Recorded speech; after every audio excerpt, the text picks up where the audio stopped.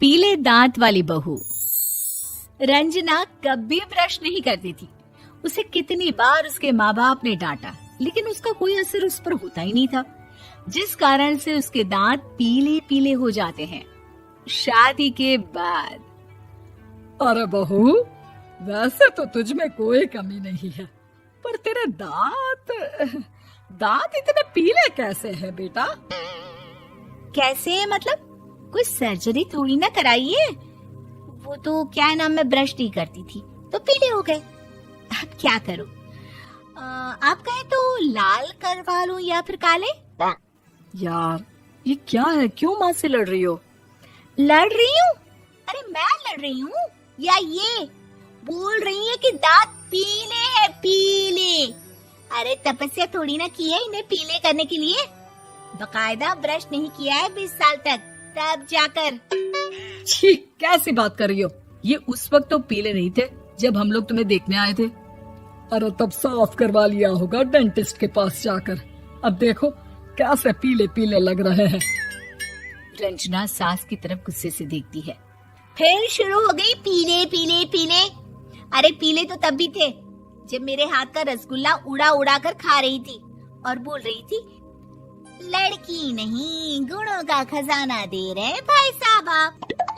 खैर, अब वो लोग करते भी तो क्या करते, पीले दांत वाली बहू पल्ले पड़ी थी तो झेलना तो था ही। एक दिन कीर्तन में रंजना गाना गा रही थी। अरे कमला बहन, माँ का द्वार है, यहाँ तो सब शुद्ध होकर आते हैं, फिर अपनी बहू को ब्रश भी नहीं करवाती तुम। दूर से पीले पीले दांत भक्ति में बाधा उत्पन्न कर रहे हैं। अरे कोई 2 साल के बच्ची थोड़ी ना लेकर आई हूँ मैं बहू बनाकर। अच्छी खासी लड़की है, अरे कैसे करवाऊं ब्रश? ये तो उसे खुद करना चाहिए ना। अब माँ बाप तो इसके जैसे तैसे निपटा दिए, ये नहीं सोचा कि सास कैसे संभालेगी। सास बहू को लेकर घर आ जाती है, लेकिन सोच लेती है कि अब इसे लेकर कहीं नहीं जाएगी। अगले रोज बहू कहती है, अरे क्या हो गया, मंदिर नहीं जाना क्या? कीर्तन का वक्त हो रहा है। मेरी मधुर वाणी से कान्हा जी जागते हैं और सोते हैं। आप तो जानती है ना उनकी भक्ति में कितना मन लगता है मेरा।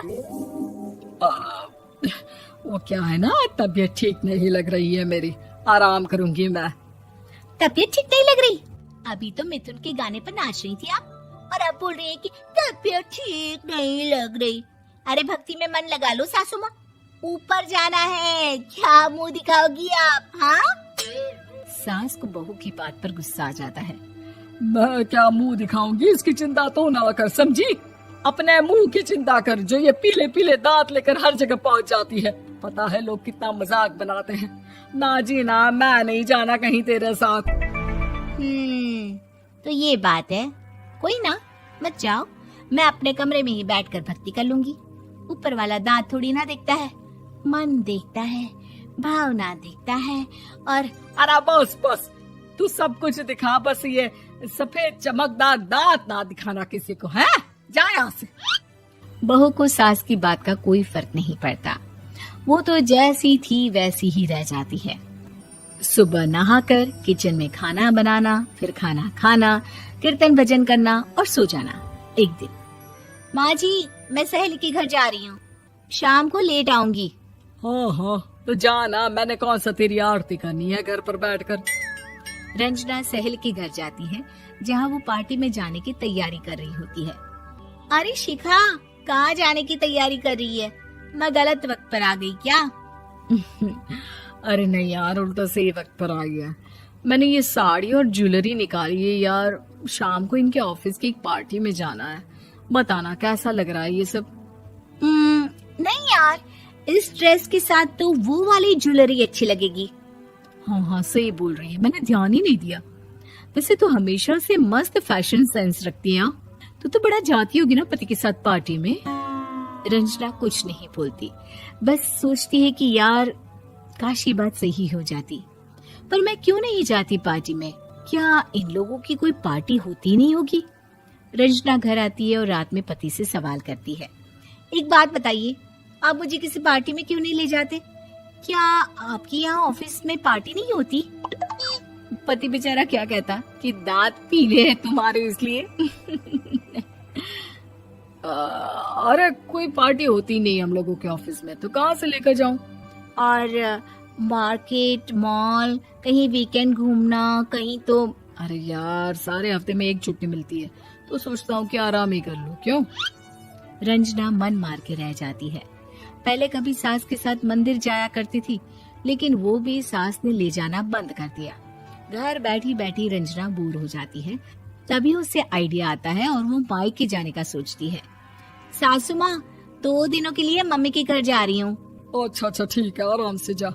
और हाँ, माँ से कुछ अच्छी आदत सीख कर आना कि कैसे शरीर के हर भाग की तरह दांतों की सफाई भी जरूरी होती है, समझी? शुरू हो गई ना आप। वो लोग आपकी तरह नहीं है कि छोटी छोटी बात का बतंगड़ बना दे। उन लोगों के लिए मैं मायने रखती हूँ, ना कि मेरे पीले पीले दांत। रंजना माँ को बिना बताए उन लोगों को सरप्राइज देती है, लेकिन जैसे ही वो दरवाजे पर पहुंचती है, अंदर देखती है कि घर वाले कहीं जा रहे होते हैं। अब माँ, काश रंजना दीदी के दांतों वाली प्रॉब्लम नहीं होती, तो वो भी हम लोगों के साथ चलती ना बुआ जी की बेटी की शादी में। हाँ बेटा, लेकिन अब उसे कौन समझाए कि उसको उसके पीले दांत नहीं दिखते, लेकिन उसके आसपास के लोगों को कितना एम्बैरेसिंग फील कराते हैं।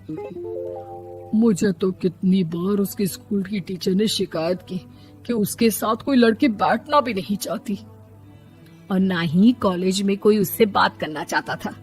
लेकिन पता नहीं क्यों उसे ये बात समझ में ही नहीं आती। कोई कमी नहीं है उस लड़की में, बस यही कि दांत पीले हैं। वो तो भला हो जीजा जी और उनकी माँ का, जो दीदी को जैसी है वैसे ही रखा हुआ है। रंजना को अपने घर वालों की बात सुनकर बहुत दुख होता है। वो सोचती है कि वो क्या करे, लेकिन फिर वो सीधा डेंटिस्ट के पास जाती है, अपने दांत चमकाती है और कसम खाती है कि वो रोज ब्रश करेगी। अरे क्या हो गया? तुम तो 2 दिनों के लिए गई थी ना, पर कोई ना, अच्छा है, चलो आ गई तो। रंजना सास के सामने आकर खड़ी हो जाती है और पूरी स्माइल करती है, उसके चमकदार दांतों को दिखाती हुई। हैं? चले मंदिर। माँ, मुझे माफ कर दीजिए, मैंने आप लोगों को बहुत एम्बैरेसिंग फील करवाया। मैं आज से रोज ब्रश करूंगी।